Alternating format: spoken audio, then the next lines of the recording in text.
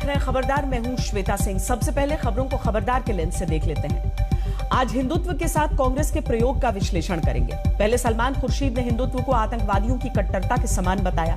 आज राहुल गांधी खुर्शीद के हिंदुत्व विरोधी विचारों को जस्टिफाई करने के लिए खुद मैदान में कूद पड़े।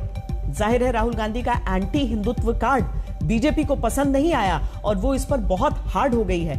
आज हिंदुत्व के नाम पर सुलग रही पॉलिटिक्स के राउंड 2 का विश्लेषण करेंगे। इसके बाद पाकिस्तान की क्रिकेट में हार पर उसी के प्रांत बलूचिस्तान में हुआ पटाखे वाला बम्पर जश्न आपको दिखाएंगे।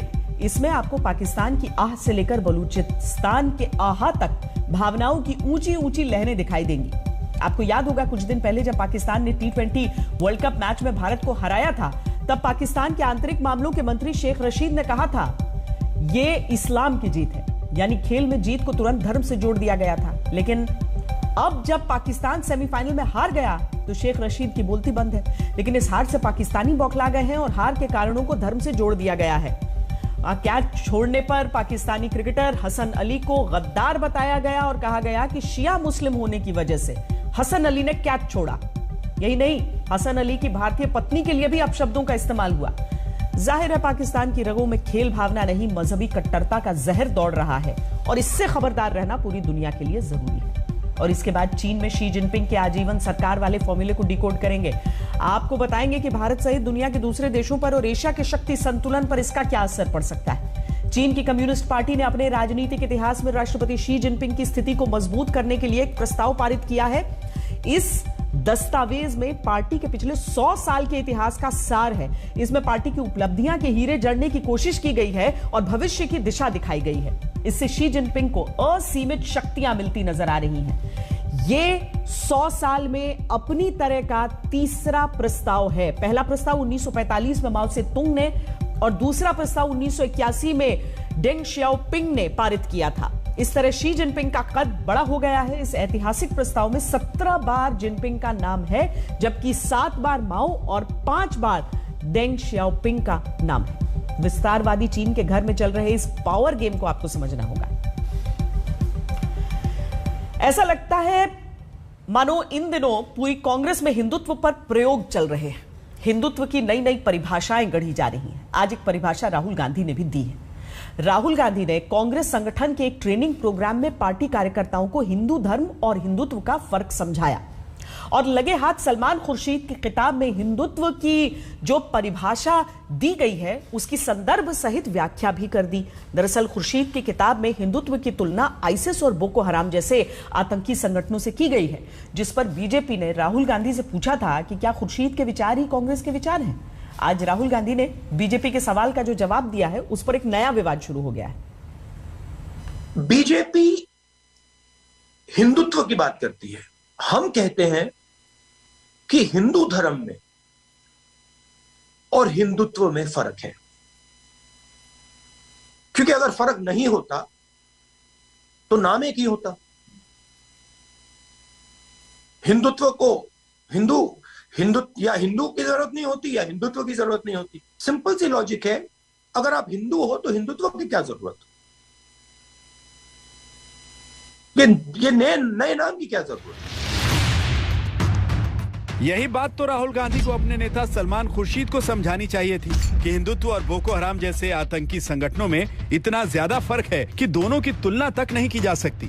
लेकिन राहुल गांधी तो खुर्शीद के हिंदुत्व विरोधी विचारों को जस्टिफाई करने की कोशिश कर रहे थे। Is Hinduism about beating a Sikh or a Muslim? Hindutva, of course, is. But is Hinduism about killing a cloud? In which book is this written? I have not seen it. I have read the Upanishads. I have not seen it. Where is it written that you should kill an innocent man? I am unable to find this in Hindu scripture, in Islamic scripture, in Sikh scripture. I can see it in Hindutva. लग रहा था कि राहुल गांधी सलमान खुर्शीद की किताब के chapter का रट्टा मार कर आए थे, जिसमें हिंदुत्व की विचारधारा को आतंकी विचारधारा के बराबर बता दिया गया है। तो क्या राहुल गांधी ये कहना चाह रहे हैं कि हिंदुत्व का मतलब अल्पसंख्यकों के खिलाफ हिंसा करना है? तो क्या राहुल गांधी ये कहना चाह रहे हैं कि हत्या और मॉब लिंचिंग जैसी घटनाओं के लिए हिंदुत्व जिम्मेदार है? तो क्या राहुल गांधी ये कहना चाह रहे हैं कि हिंदुत्व एक कट्टरपंथी सोच है? राहुल गांधी चाहे जो मर्जी कहना चाह रहे हो, लेकिन उनके विचार बता रहे हैं कि हिंदुत्व पर कांग्रेस आलाकमान की विचारधारा भी खुर्शीद के विचारों से अलग नहीं है। राहुल गांधी जी ने उपनिषद पढ़े। राहुल जी इस प्रेस कॉन्फ्रेंस के बाद छंदोग्य उपनिषद ऐसा नाम तक उच्चारित करके दिखा दीजिएगा। उपनिषद पढ़ा है आपने? हिंदुस्तान का कॉन्स्टिट्यूशन पढ़ लिया हो तो वही काफी है। हिंदुस्तान के कॉन्स्टिट्यूशन में, संविधान में यह प्रयोजन ही नहीं है कि हम वैमनस्यता फैलाएं। आपने आज जिस प्रकार से हिंदू धर्म और हिंदुइज्म के खिलाफ बोला है, this is against the basic tenants of Indian constitution. वैसे बीजेपी को छोड़िए, हिंदुत्व पर राहुल गांधी के विचार सुप्रीम कोर्ट से भी मेल नहीं खाते, जिसमें हिंदुत्व को भारतीय लोगों की जीवन शैली कहा गया था। हिंदुत्व को सिर्फ धर्म तक सीमित नहीं कहा जा सकता। हिंदुत्व को भारत के लोगों की प्रकृति और संस्कृति से जुड़े व्यवहार के संदर्भ में समझा जाना चाहिए। सुप्रीम कोर्ट ने भी हिंदू और हिंदुत्व में भेद किया है, लेकिन राहुल गांधी ने यह भेद समझाने के लिए जो उदाहरण दिए हैं वो खुद विवादित है।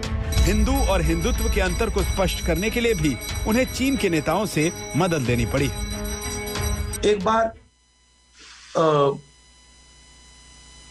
चाइना के कोई लोग नेता आए थे, मैंने उनसे पूछा, आप कहते हो कि आप कम्युनिस्ट हो और फिर आप कहते हो कि आप कम्युनिस्ट विद चाइनीज कैरेक्टरिस्टिक्स हो, तो आप मुझे ये बता दो, आप कम्युनिस्ट हो या आपके पास चाइनीज कैरेक्टरिस्टिक्स हैं? दोनों तो हो नहीं सकते, क्योंकि अगर आप कम्युनिस्ट हो तो फिर आपको कम्युनिस्ट ही कहलाना चाहिए। तो मुस्कुराने लगे। चीन के नेताओं ने तो राहुल गांधी के सवाल को हंसकर टाल दिया, लेकिन हिंदुत्व को हिंसक सोच बताने वाले राहुल के बयान को बीजेपी बिल्कुल भी टालने के मूड में नहीं है, बल्कि वो तो राहुल गांधी के इन विचारों का ही इंतजार कर रही थी। तो ये इनके निजी वक्तव्य नहीं होते, ये कोई स्टैंड अलोन वक्तव्य नहीं होता है। दरअसल ये संयोग नहीं, ये प्रयोग है। और जो प्रयोगशाला के सबसे बड़े नेता हैं, प्रयोगशाला के मुख्य अध्यापक हैं, वो खुद गांधी परिवार के राहुल गांधी हैं। राहुल गांधी का हिंदुत्व ज्ञान उबाल मार रहा था, जिसकी वर्षा वो कांग्रेस कार्यकर्ताओं पर कर रहे थे। वो कांग्रेसी कार्यकर्ताओं को समझा रहे थे कि कांग्रेस की विचारधारा का सामना बीजेपी की हिंदुत्ववादी विचारधारा से है, लेकिन कांग्रेस की विचारधारा है क्या, ये भी उन्हें अपने कार्यकर्ताओं को समझाना पड़ रहा था। हिंदुस्तान में दो विचारधाराएं हैं, एक कांग्रेस पार्टी की विचारधारा और एक आरएसएस की विचारधारा। आज के हिंदुस्तान में बीजेपी आरएसएस ने नफरत फैला दिया है और कांग्रेस की विचारधारा जो जोड़ने की, भाईचारे की, प्यार की विचारधारा है, 2014 से पहले विचारधारा की जो लड़ाई थी फोकस्ड नहीं थी। आज के हिंदुस्तान में विचारधारा की लड़ाई सबसे जरूरी लड़ाई हो गई है। अब समय आ गया है कि हमने अपनी विचारधारा को अपने संगठन में गहरा करना है। राहुल गांधी के विचारों को कांग्रेसी कार्यकर्ता कितना समझे कितना नहीं, ये कहना मुश्किल है, लेकिन हिंदुत्व पर कांग्रेस की विचारधारा पर बड़ा कंफ्यूजन है। राहुल और प्रियंका दोनों मंदिरों में पूजा अर्चना करके सॉफ्ट हिंदुत्व की राजनीति करते हैं, तो क्यों करते हैं? या देवी सर्वभूतेषु शक्तिरूपेण संस्थिता नमस्तस्यै नमस्तस्यै नमस्तस्यै नमो नमः। राहुल और प्रियंका रैलियों में मंत्रोच्चार करके हिंदुत्व की राजनीति करते हैं, तो क्यों करते हैं? अगर राहुल गांधी और कांग्रेस को हिंदुत्व से इतनी चिढ़ है, तो वो हिंदुत्व की राजनीति करने से बाज क्यों नहीं आते? राहुल जी ने बहुत सही बात कही है और उन्होंने हिंदुइज्म और हिंदुत्व के फ़र्क को जाहिर किया है कि हिंदू धर्म जो है वो एक बहुत ही अच्छा धर्म है। तो मैं ये समझता हूँ कि राहुल जी ने जो बात कही है वो दूध का दूध पानी का पानी कर दिया है कि इस देश की जो जनता है, जिसमें सब वर्ग के लोग हैं, वो इसको अच्छी तरह समझते हैं कि भारतीय जनता पार्टी तो इस चीज़ को अपना इशू बनाएगी। और चूँकि हमने उनकी बुनियादी जो आइडियोलॉजी है, राहुल जी ने उसकी तरफ सवाल उठा दिया है। देखिए, सुप्रीम कोर्ट ने कहा है कि हिंदुत्व एक जीवन शैली है और हिंदुस्तान का जो मूल चरित्र है वो हिंदुत्व से व्याख्यान होता है उसका। और राहुल गांधी उसी हिंदुत्व को एक वायलेंट आइडियोलॉजी बताते हैं और वो अपनी बात को जायज ठहराने के लिए हिंदू उपनिषदों को इस्लामिक टीचिंग्स के साथ कंपेयर करते हैं, जबकि इस्लाम में स्पष्ट रूप से गैर मुसलमानों को काफिर बताया गया है। कांग्रेस पार्टी हिंदुस्तान में नई मुस्लिम लीग पार्टी की तरह उभरी है, जहां पे मुस्लिमों का तुष्टीकरण करना, उनका वोट लेना और हिंदुओं को जातियों में बांटना, ये कांग्रेस पार्टी की राजनीति रही है। जाहिर है कांग्रेस का भी अपना हिंदुत्व है, वो बीजेपी के हिंदुत्व से मैच नहीं करता। दोनों की अपनी अपनी परिभाषाएं हैं, अपने अपने प्रयोग हैं और जब यूपी में चुनाव नजदीक हैं तो ऐसे प्रयोग होना कोई संयोग नहीं है। आज तक ब्यूरो। हिंदुत्व पर राहुल गांधी के विचार कांग्रेसियों को प्रेरक जरूर लग सकते हैं, लेकिन बीजेपी को बहुत आपत्तिजनक लग रहे हैं, क्योंकि हिंदुत्व न सिर्फ बीजेपी की राजनीति का आधार है बल्कि उसकी एक महत्वपूर्ण पहचान भी है। बीजेपी हो या मोदी सरकार, अपने हर काम को हिंदुत्व से जोड़ना पुरानी रणनीति है, जिसे लेकर बीजेपी हमेशा मुखर रहती है और हिंदुत्व पर अपना कॉपीराइट भी मानती है। बीजेपी के लिए गो हत्या पर प्रतिबंध हिंदुत्व है, बीजेपी के लिए विश्व योग दिवस की शुरुआत करवाना हिंदुत्व है, बीजेपी के लिए अयोध्या में भव्य राम मंदिर निर्माण करवाना हिंदुत्व है, जम्मू कश्मीर से अनुच्छेद 370 खत्म करवाना हिंदुत्व है, मुस्लिम समाज में 3 तलाक के खिलाफ कानून बनाना भी बीजेपी के लिए हिंदुत्व है। यह बीजेपी की हिंदुत्ववादी राजनीति का असर है, जो राहुल गांधी को जनेऊधारी ब्राह्मण होने का सबूत दिखाना पड़ता है और यूपी में प्रियंका वाड्रा को मंदिरों में पूजा अर्चना करके स्वयं को हिंदू साबित करना पड़ता है। दूसरी तरफ प्रधानमंत्री नरेंद्र मोदी हैं, जो खुद को हिंदुत्ववादी बताकर ही केंद्र की सत्ता में आए थे। पीएम मोदी के लिए हिंदुत्व की परिभाषा क्या है, इसका जिक्र वो कई बार अपने भाषणों में करते रहे, प्रधानमंत्री बनने से पहले भी और प्रधानमंत्री रहते हुए भी। ऋषियों मुनियों के तपस्या से निकला हुआ ये ज्ञान का भंडार है। हर युग में हर कसौटी से खरा उतरा हुआ ये हिंदुत्व एक विपुल विरासत है और ये हिंदुत्व, ये हिंदू का ज्ञान इतना अगाध है, इतना अगाध है, इतना विशाल है, इतना चिर पुरातन है, इतना चिरंजीव है, ये इतना हिमालय से भी ऊंचा है, समंदर से भी गहरा है। ऋषि मुनियों ने भी कभी दावा नहीं किया कि उनको हिंदू और हिंदुत्व का पूरा ज्ञान है। मेरी पहचान तो है हिंदुत्ववादी की,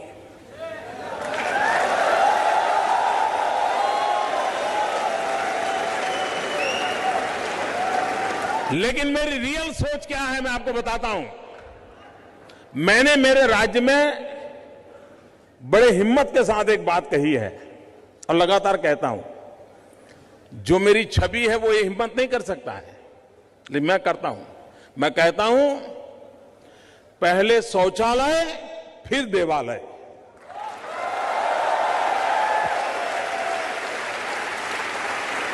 हर गांव में लाखों रुपयों के देवालय तो है, लेकिन शौचालय नहीं है। मित्रों, समाज में इस हिम्मत के साथ, और लीडर्स की यही तो क्वालिटी होती है,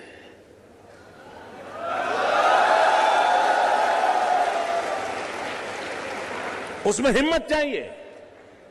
समाज की कठिनाइयों के समय नेतृत्व करने का, सामर्थ्य दिखाने का, नई राह पर जाने का हिम्मत चाहिए।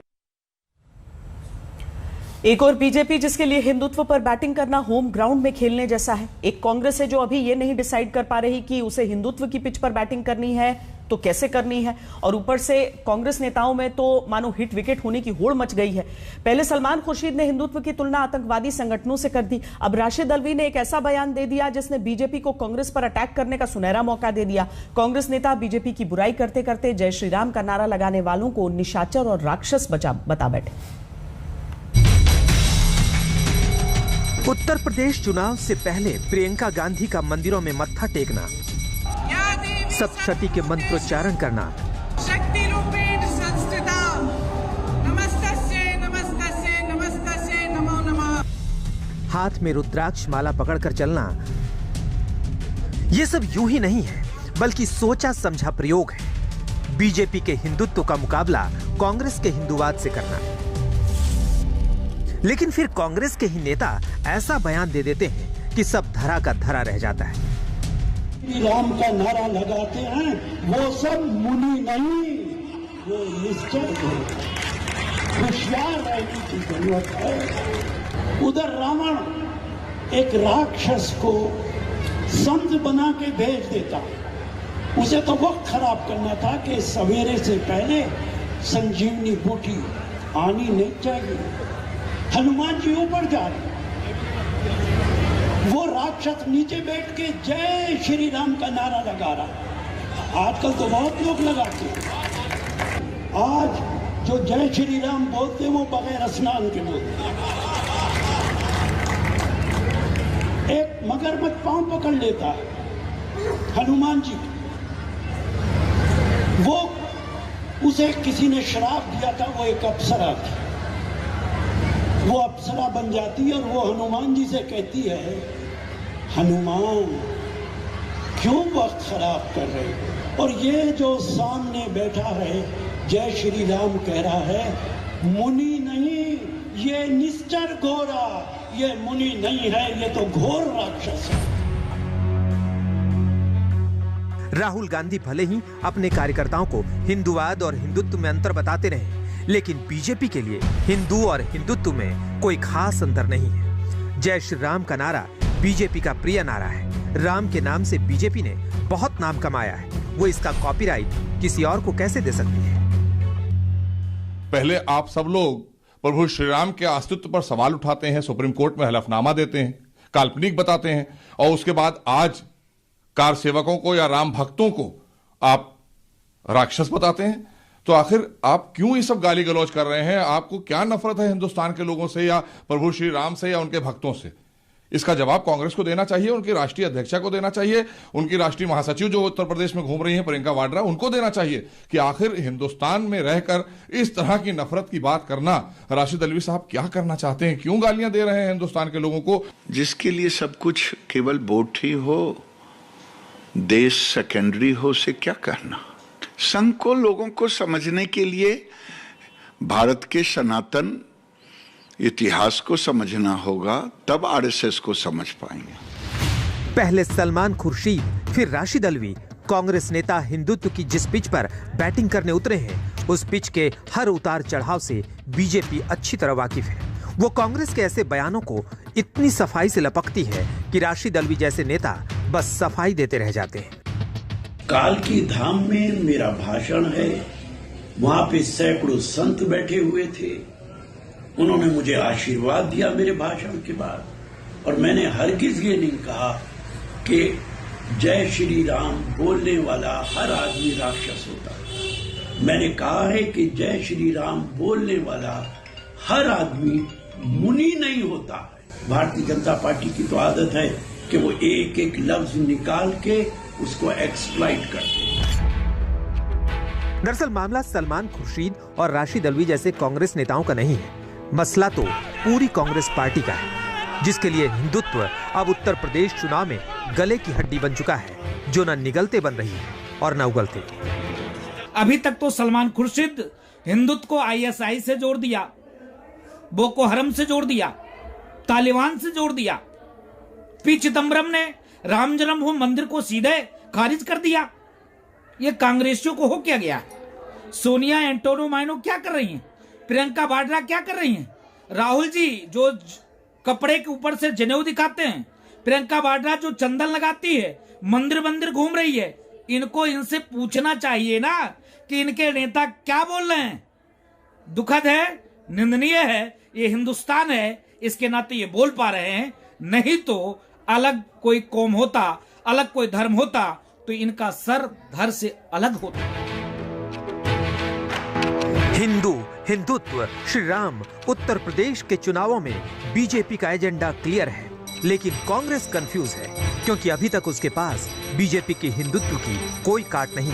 ऊपर से कांग्रेस नेताओं के बयान बीजेपी की हिंदूवादी पॉलिटिक्स के लिए वरदान साबित हो रहे हैं।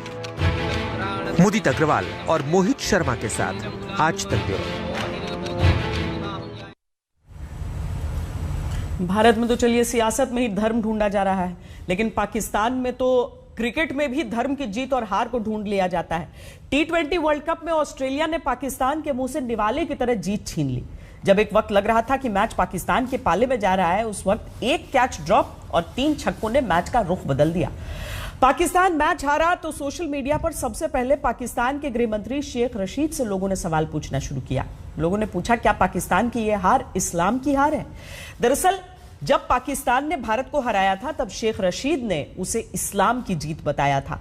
इस जीत को धार्मिक रंग देकर उन्होंने इसे दुनिया भर में इस्लाम को मानने वालों की जीत कहा। अब उन्हीं शेख रशीद से लोग पूछ रहे हैं कि इस हार पर उनका क्या कहना है।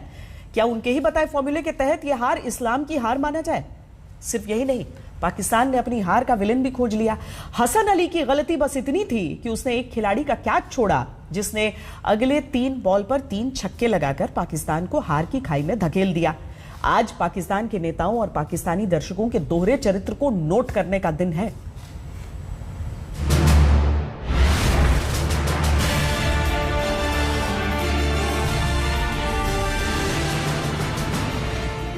दिल टूट गए हैं, आवाज ही नहीं निकल रही। इसके एक कैच छोड़ने से मैच का बेड़ा गर्क हो गया। हम सेमीफाइनल से बाहर हो गए।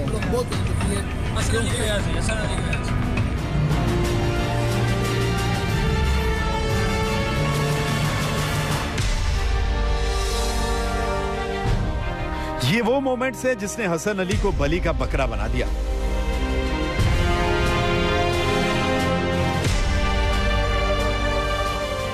ये वो 3 छक्के हैं जिसने हसन अली को पाकिस्तानी फैंस का सबसे बड़ा दुश्मन बना दिया।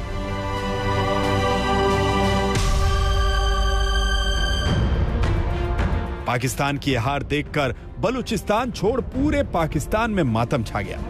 मेरे ख्याल से कैच अगर हो जाता तो वो डिफरेंट सिनेरियो होता। नया बैट्समैन नहीं आना था तो में भी डिफरेंट रिजल्ट आते, लेकिन मेरे ख्याल से एज अ प्लेयर आपको ऑन द टॉस रहना पड़ता है और अपॉर्चुनिटी जो आती है आप उसको अवेल करते हो। सेमीफाइनल में ऑस्ट्रेलिया के हाथों मिली हार ने पाकिस्तानी खिलाड़ियों और वहां के नेताओं की बोलती बंद कर दी।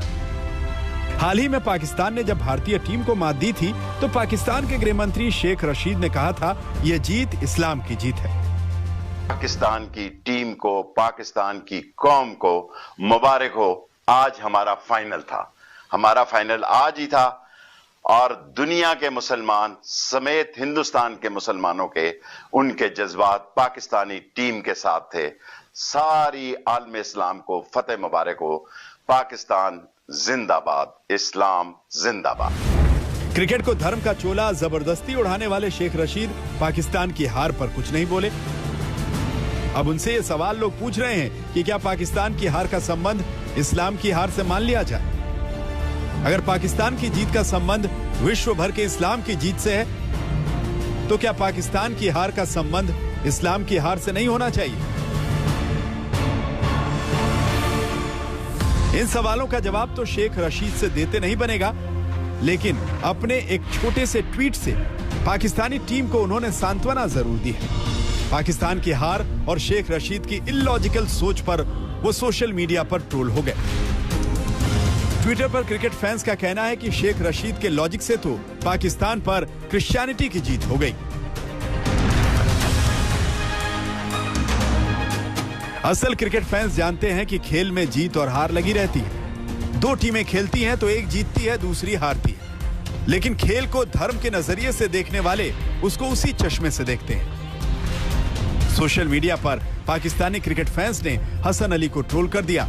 कल के मैच में मैथ्यू वेड का कैच छोड़ने वाले हसन अली को हार का विलन बताया गया। बेकार आदमी है हसन अली। इसने पूरे मैच में ओवर में कोई अच्छा ओवर किया हो, एंड पे अगर मैच बन रहा था वो कैच छोड़ के उसने 3 छक्के लगा के मैच को बेड़ा कर दिया। मिस्टेक भी तो हो जाती है। ये मिस्टेक कैसा, ये पूरे अपने बालों की पड़ी हुई है। ये कैसा आदमी है? ये इम्पोर्टेंट मैच है।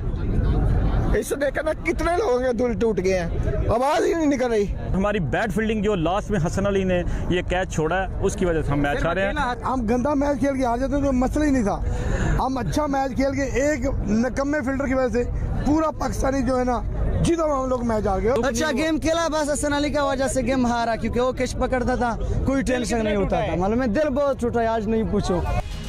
ये सही है कि मैथ्यू वेड का कैच छोड़ना पाकिस्तानी टीम पर भारी पड़ा, लेकिन हसन अली ही इस हार के गुनहगार हो ऐसा नहीं है। जिस ओवर में 3 छक्के लगे, वो ओवर पाकिस्तान के तेज गेंदबाज शाहीन अफरीदी फेंक रहे थे। वही शाहीन अफरीदी हैं जिसने भारत के खिलाफ विकेट लेकर वाहवाही पाई, लेकिन उनकी बात कोई नहीं कर रहा। निशाने पर हसन अली। आपको 70-75% फील्डिंग जितवाती है मैचेस, और अगर पाकिस्तान ने इतना टोटल किया जो रिजवान ने रन किए हैं, उस पे भी ऑस्ट्रेलिया ने 2 कैचेस छोड़े, तो वहाँ पे भी फील्डिंग का इशू आया, यहाँ पे भी फील्डिंग का आ गया। ऐसी सिचुएशन में कैच ड्रॉप होना, तो मेरा मतलब है कि उसके बाद फिर 3 छक्के भी लग गए और वो सारा सिनेरियो ही चेंज हो गया कि चलो कैच छोड़ने के बाद कोई अच्छा बॉल हो। लेकिन मेरे ख्याल में फील्डिंग हमेशा से मैं इस चीज़ पे बहुत ज़्यादा वो करता हूँ कि फील्डिंग का जिस दिन पाकिस्तान टीम की फील्डिंग तगड़ी होगी, पाकिस्तान टीम मैच जीत जाएगा। हसन अली के ट्रोल होने और उन्हें पाकिस्तान की हार की वजह बताने के पीछे 2 बड़ी वजह हैं। पहली वजह कि उनका इंडिया कनेक्शन, और दूसरी वजह है उनका शिया मुसलमान होना।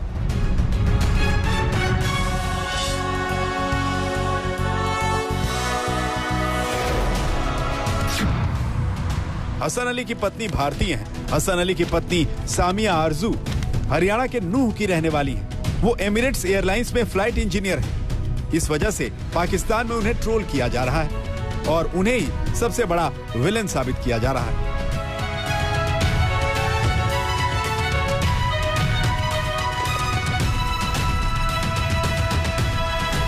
हसन अली का शिया होना भी उनके ट्रोल होने के पीछे एक बड़ी वजह है। दरअसल पाकिस्तान सुन्नी बहुल देश है, इस वजह से हसन अली को शिया मुसलमान होने की सजा दी जा रही। पाकिस्तान में शिया सुन्नी के बीच झगड़ा काफी पुराना है। पाकिस्तान की कुल आबादी में से 97% लोग मुस्लिम धर्म के हैं और 97% मुस्लिम आबादी में से 85 से 90% सुन्नी मुसलमान हैं, यानी बहुसंख्यक हैं, जबकि 10 से 15% शिया मुस्लिम हैं।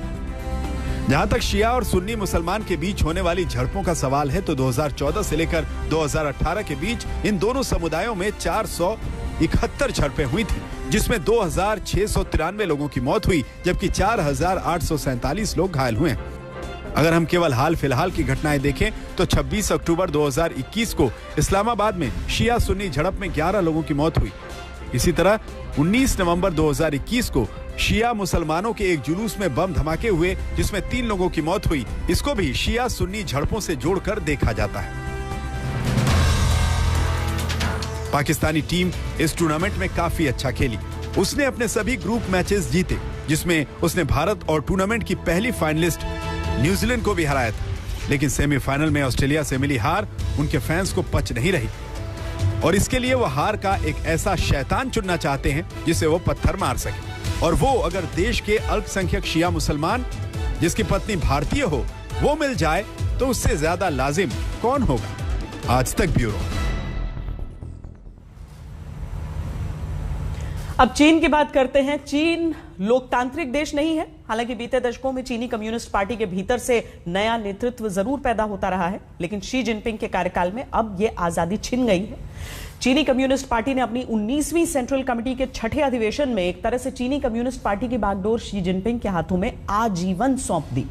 इसी के साथ शी जिनपिंग 1949 में पीपल्स रिपब्लिक ऑफ चाइना की नींव रखने वाले माओ त्से-तुंग यानी माओ जेडोंग और चीन में आर्थिक सुधार की शुरुआत करने वाले देंग शियाओपिंग के बराबर या उनसे भी अधिक ताकतवर बना दिए गए हैं। शी जिनपिंग को मिली असीमित शक्तियां चीन के भीतर और चीन के साथ साथ क्षेत्रीय और वैश्विक समीकरणों में बदलाव ला सकती है। यह दुनिया के लिए एक चिंता की बात है।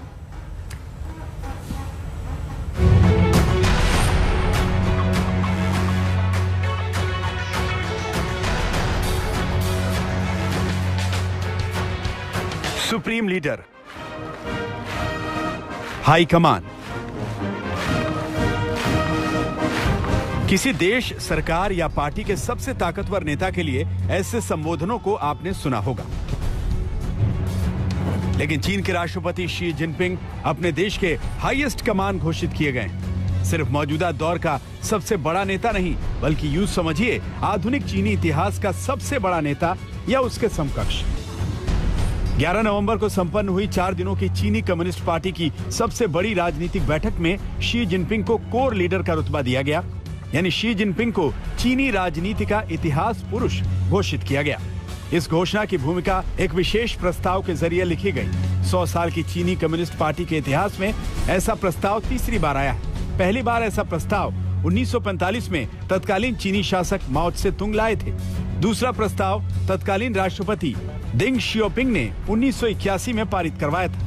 इस प्रस्ताव के साथ ही चीनी कम्युनिस्ट पार्टी की बैठक में शी जिनपिंग के लिए अगले साल राष्ट्रपति पद के उनके तीसरे कार्यकाल का रास्ता भी साफ हो गया है।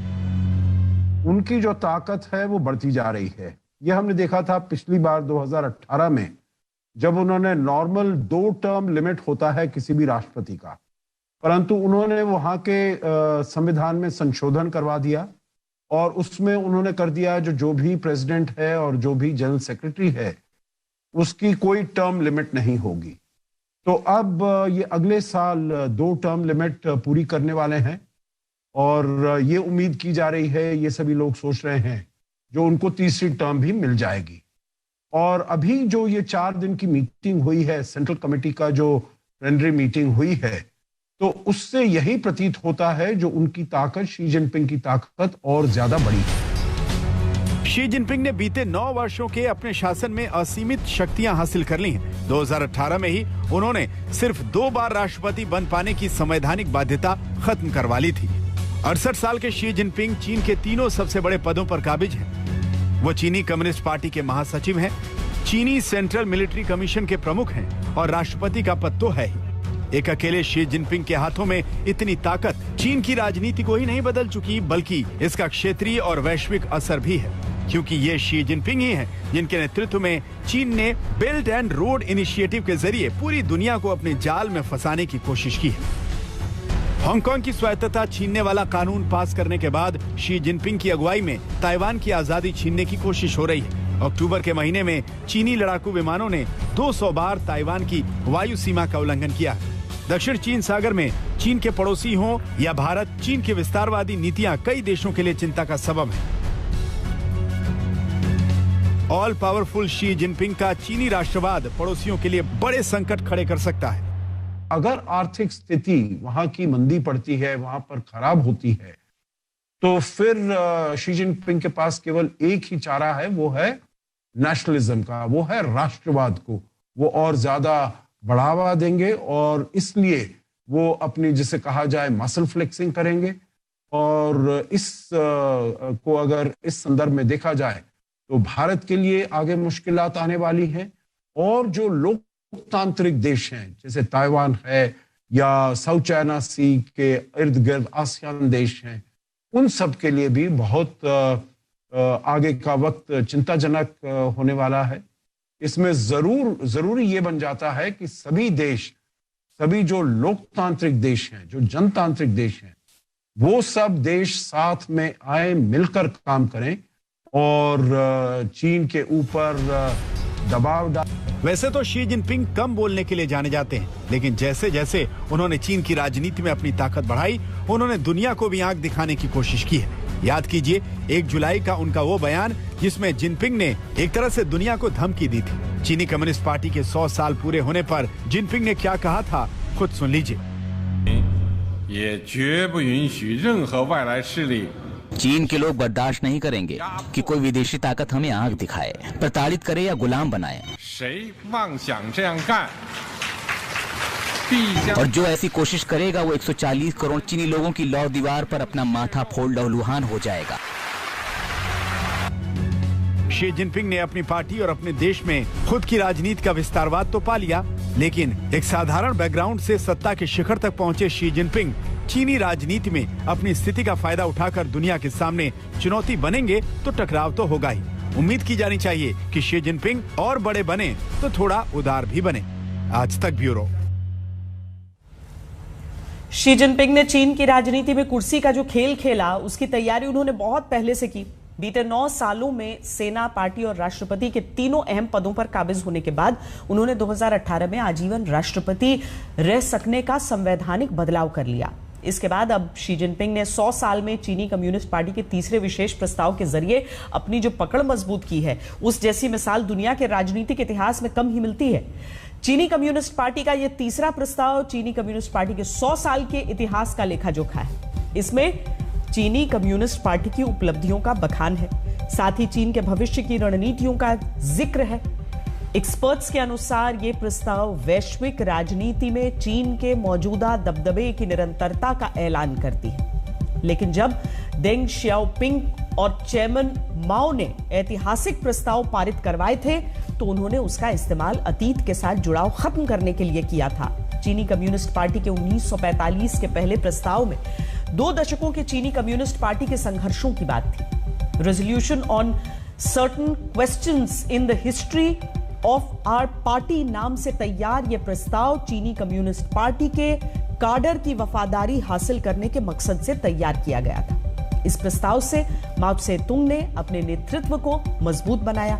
1981 में देंग शियाओपिंग के नेतृत्व में चीनी कम्युनिस्ट पार्टी ने जब अपना दूसरा ऐतिहासिक प्रस्ताव पास किया, तो इसमें 1966 से 1976 के बीच सांस्कृतिक क्रांति में माओ की गलतियों के लिए माफी मांगी गई। माओ के दौर में सांस्कृतिक क्रांति में लाखों लोग मारे गए थे। इस प्रस्ताव के जरिए चीन की आर्थिक सुधारों की नींव रखी गई। आज चीन की आर्थिक तरक्की का श्रेय इसी प्रस्ताव को जाता है। चीन एक ताकतवर देश है, उसका नेतृत्व भी शक्तिशाली होना चाहिए, लेकिन किसी एक व्यक्ति के हाथों में सत्ता का सिमट जाना खुद चीन के लिए विचारणीय है। शी जिनपिंग खुद को मिली असीमित शक्तियों के बूते चीन को दुनिया का सबसे बड़ा सुपर पावर बनाने का सपना देखते हैं, लेकिन दुनिया का विश्वास हासिल करने के लिए बुनियादी शर्त क्या होती है, इसे समझना जरूरी है। इसी बुधवार को तिब्बत के लोगों के जो धर्म गुरु हैं दलाई लामा, उनका एक बयान चीन को आईना दिखा गया। उन्होंने कहा कि अलग अलग संस्कृतियों की विविधता को चीनी कम्युनिस्ट नेता नहीं समझते हैं। वास्तव में अत्यधिक नियंत्रण लोगों के लिए हानिकारक होगा। एक छोटे से ब्रेक के लिए रुक रहे हैं, आप देखते रहिए आज तक।